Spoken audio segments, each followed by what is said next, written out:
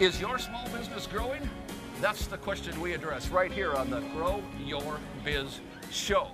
This is the place where I interview strategic entrepreneurs who can help inspire and inform you as you grow and launch your own business. Hi, I'm Paul Madsen, host of the program, and I am thrilled today because this is a very unique show. I'm out here in Vala's Pumpkin Patch with guess who?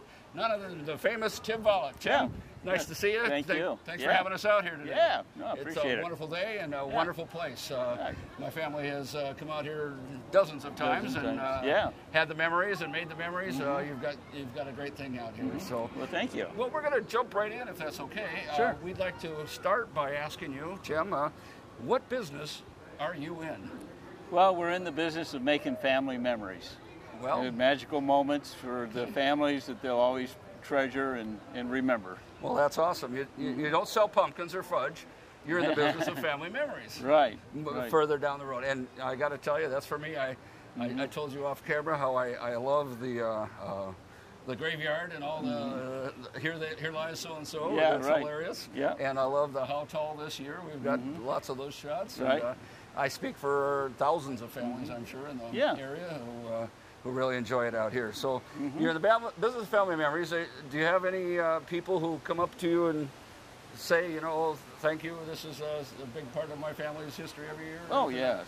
So we're getting the third generation even, I never thought of that. Yeah, and it's really kind of cool, with a lot of the kids that came out, now they're growing up and they have kids and their kids are having kids. Yeah, so it's really neat, and it's something that can be enjoyed by all generations. Well, that's really, the grandparents enjoy it along with their kids and their kids, That's true. Kids, so it's a really neat three-generation thing. Well, that's awesome. Just today I've seen all sorts of people of all ages out here, from strollers to seniors, and everybody seems to be having a good time. So that's great. Well, Tim, let me ask you this.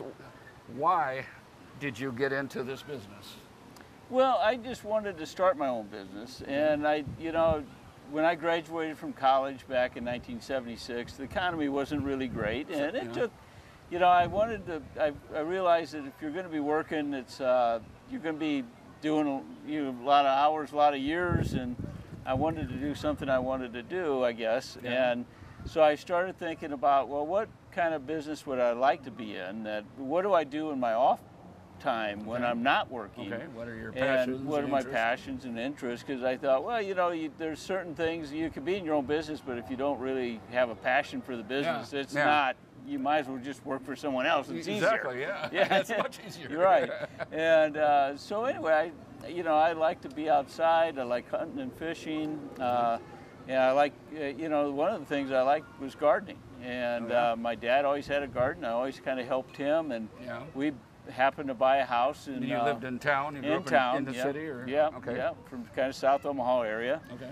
And I grew, my whole backyard was a garden. And one of the things we grew was strawberries. Okay. And I took some strawberries into the place where I was working at the time, and they raved about how great the fresh strawberries, was, and compared to shipped in California strawberries, they just taste delicious. Right. And I happened to go to the library, and there was a nice little article in a magazine about you pick strawberries and how they were kind of popular. And just a general interest magazine? Yeah. Okay. Yeah, and I don't remember even which one it was, but I just kind of remember seeing it and reading an article, and it kind of gave me the idea. And I think one of the things that attracted me was that you didn't need a huge investment to get into this kind of agriculture or farming. Thousands of acres, like you mentioned, right? Yeah, you didn't need $100,000 combines and thousands of acres and a lot of other customers pick their crops. Right, and and strawberries are high-value crops, so you could start out with 10 acres of strawberries was you could do pretty well on. Oh, really? So, that few? Huh? And and so that was my first motivation, and so so then I spent a couple, 2-3 years basically knocking on doors around the Omaha metro area. I was over in Iowa and down in Plattsmouth, up north, trying to find land because I didn't have any land, didn't have a lot of money to buy land either. I was very fortunate to come out here, and I ran into a farmer that was kind of semi-retired, living in our haunted farmhouse at the time. Oh my! Lived here for 30 years, grew up a family, you know, and just he farmed this as a farm. Just farmed this as a farm, corn, and corn or whatever. corn and beans, Okay. and but a very nice family, and they were moving into Gretna to a newer house. Okay. And so they I guess they just thought, well, it'd be kind of interesting to see how a kid would do on doing something different, you know. Okay. And so we rented with the option to buy, and okay. And so you didn't have to have a lot of money up front. Didn't have to. You found the right seller, in the right location, and he helped me. Your intent was strawberries from day one. The day one, Okay. We rented 10 acres to put in summer vegetables that first year, because I realized, you know, you plant strawberries in the spring, but you don't harvest them to the next spring. Okay, gotcha. And even I was smart enough to realize I needed a cash flow. Yeah. Okay. I never knew what cash flow meant, but I knew how it worked, you know, well, because like I didn't have any. Yeah, so that makes you real wake up. So, fast. right, like, right. Oh gosh, I got to eat today. You know? Yeah, because I think I was telling you before, my wife and I, Jan, we both graduated from college, both in education type areas, and we didn't have any business background whatsoever. Right. And our parents never were in business, and so we didn't have that, you know, that advantage of having a business background. Gotcha. And so you learned the hard way about cash flow. Right. But I like the rent to own thing. I didn't know that part of it, and you know, I mean, you knew that you wanted to be in business for yourself, right? So have your own control of your own destiny, and you also wanted to follow your passions and be outdoors and enjoy gardens and things like that. And then you found a way. Is what I'm trying to say. You found a place. How many doors did you knock on? You think? Probably, you know, 50 or so. Wow, you know, I mean, it was like, and we had a couple real estate agents. People answer the door. Well, what do you want? Yeah. I'm not selling anything.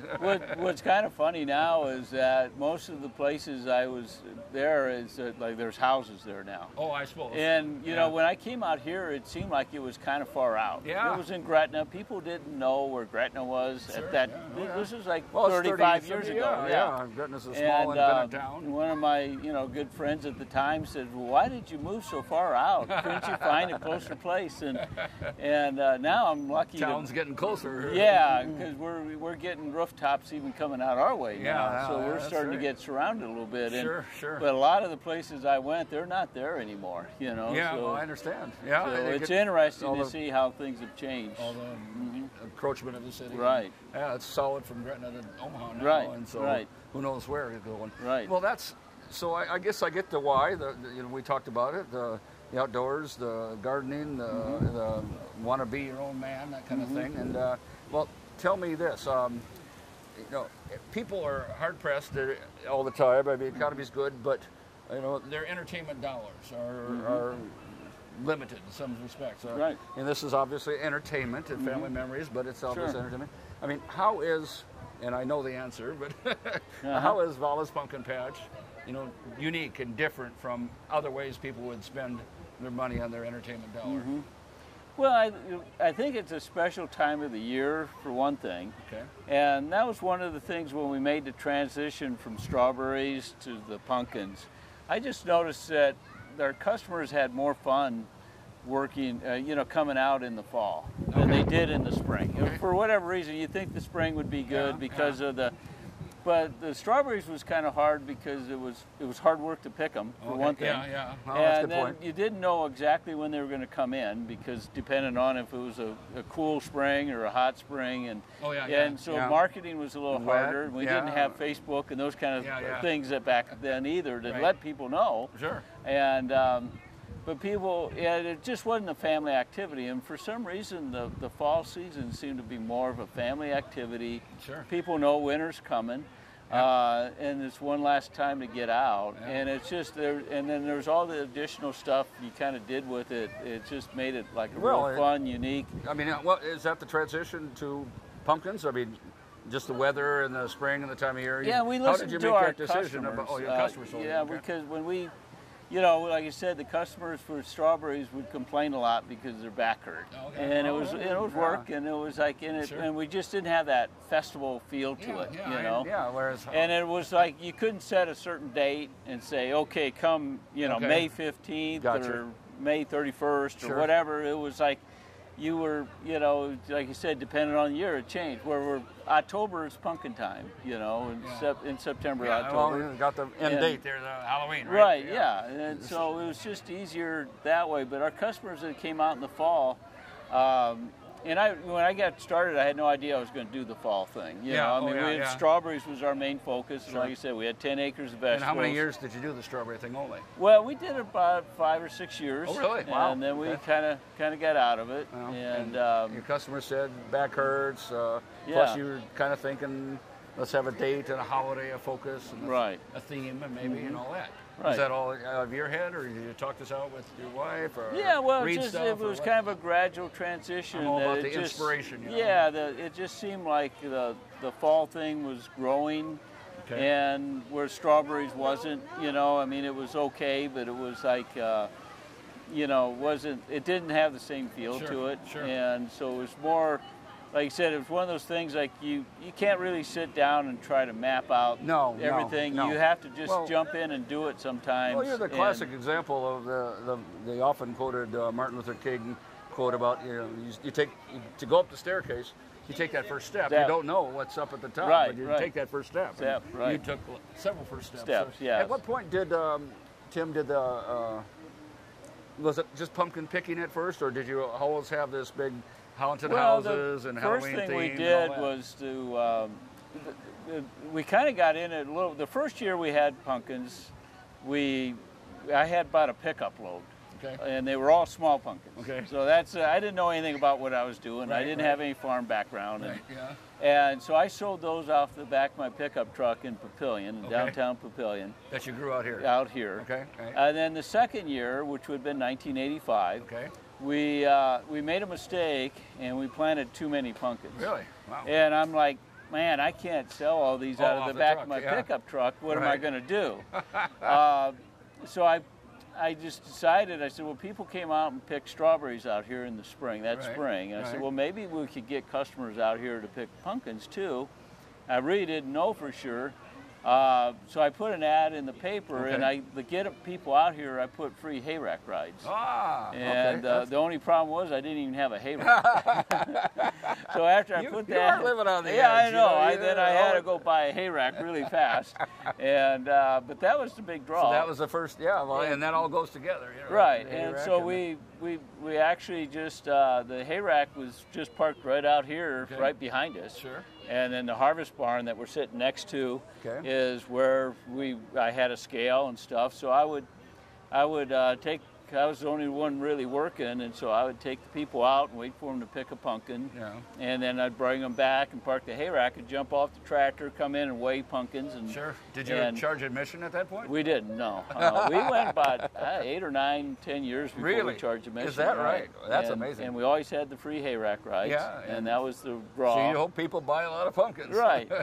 And we were just open on weekends. Oh, okay. Yeah, just Saturday and Sunday. Wow. We had some school groups started asking about maybe wanting to come out and stuff, and then I hired a lady to help me do some school groups at the time, and but anyway, we got started real small. We had our parking was just right around here. If we had 9 or 10 cars in the parking lot, we had a traffic problem.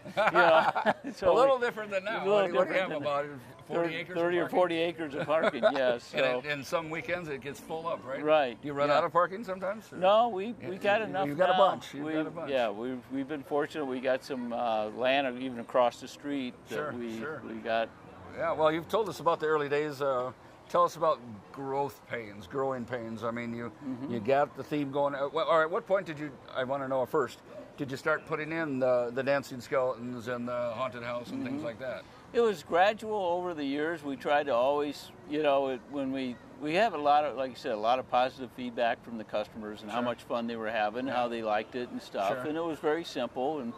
And so we just started adding decorations, and my mom was an artist, so she did a lot of the wood cutout type stuff, and then I had a guy that kind of was working for us part time, and he liked animation type stuff, so he started making, and then there was another guy that was a commercial artist for UNO that kind of started helping us out doing stuff. So it was just kind of a but it was a gradual. We kind of financed as we went. We didn't. I didn't even try to borrow money at the beginning because you going into a bank and saying, okay, I have no business experience, I don't know anything about growing. You know, you want to do what? Yeah, a pumpkin patch? What are you nuts? Yeah, and so we grow corn and beans out here, right. man. What are you thinking? And so I went quite a few years without even going into the bank. Yeah. At one point, then, when we, down the road, we started getting an operational loan, and I started really like a really small loan and paid it off. Sure. And well, you learned about the cash flow. Yeah, we learned about the cash flow. Well, how many employees, or when did you start bringing on employees? I know you have a family of 5 that works diligently, long hours and hard. Right. But when did you start bringing in employees? Well, it was like that. It was like the 2nd or 3rd, even 4th year. Oh, really? We started adding, like when we started having people, school kids. I had a lady that helped me do that during the week and stuff, and we, but it was. My parents worked a lot and helped out, and I had my brother and some other family members too. Family enterprise, yeah, got everybody involved. Yeah, and Jan's parents helped and stuff when they could. They were living out of town at the time, but they helped out when they could. And so we relied on family, and we had a little bit of a staff, but. We started gradually adding employees, and some of the people are still with us here 30-some years later. Wow, that's fun. They're kind of like extended family themselves. Right, huh? yeah. Well, that's neat. When did you start, at what moment did you say, we have 100 part-time employees now, we're a real business? Business, right. When did that hit you? I never did. It wasn't like any one moment, like you said, because everything was always so gradual. We self-financed and always kind of liked, reinvested in the business and every year improved it. And, but it wasn't like, we went and borrowed $1 million and we changed overnight. It was more of a gradual uphill, Yeah, well, I can see that. I mean, and I don't remember when things were cut, but we came every year, of course.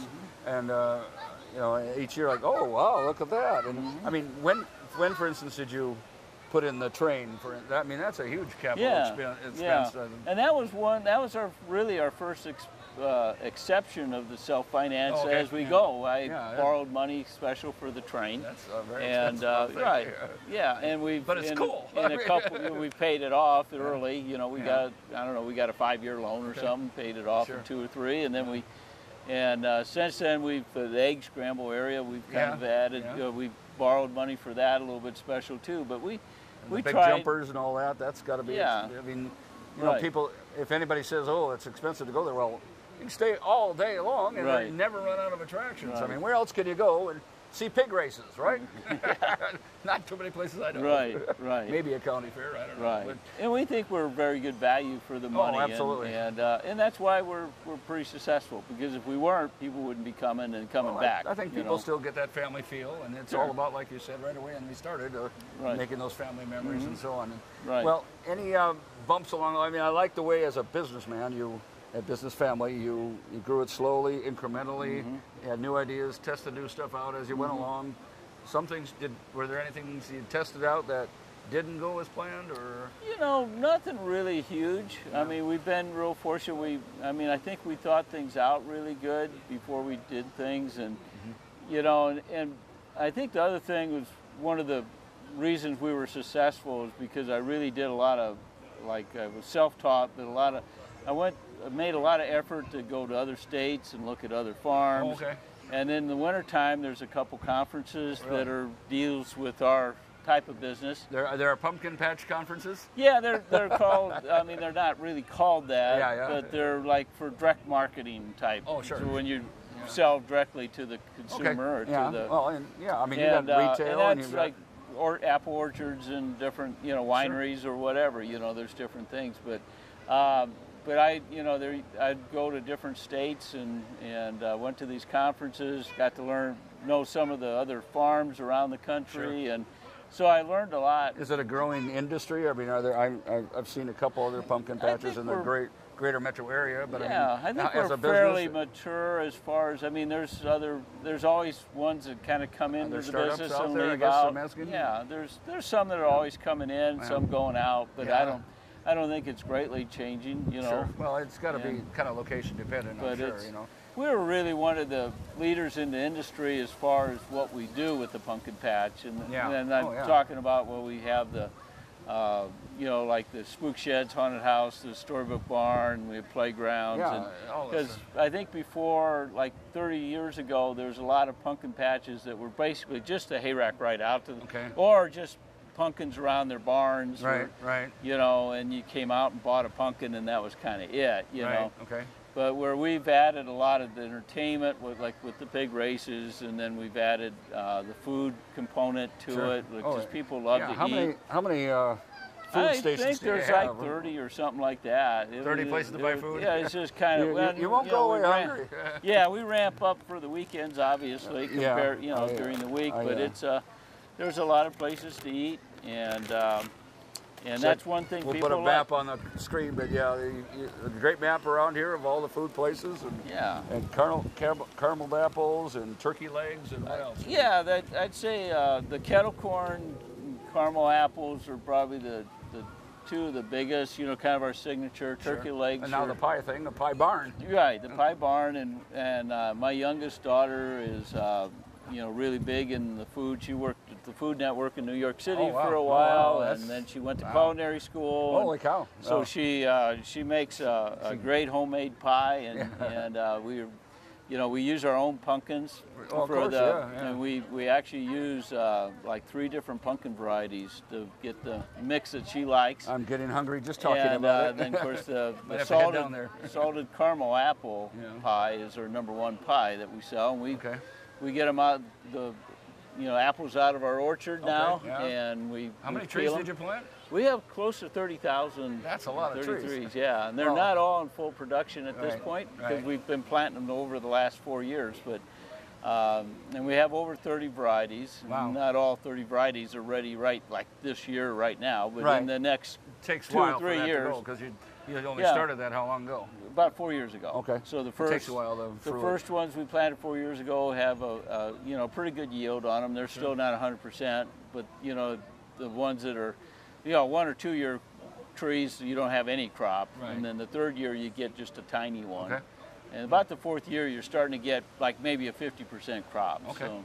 Bad joke here. It takes time to bear fruit. Yeah, right. Anyway. Well, at least I got one laugh on it. So, anyway,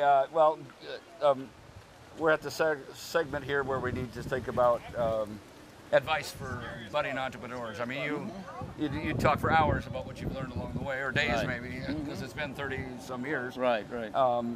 From the early days to mid part to right now, I mean, what lessons do you have for someone who wants to get out there and start their own business or grow the business that they have?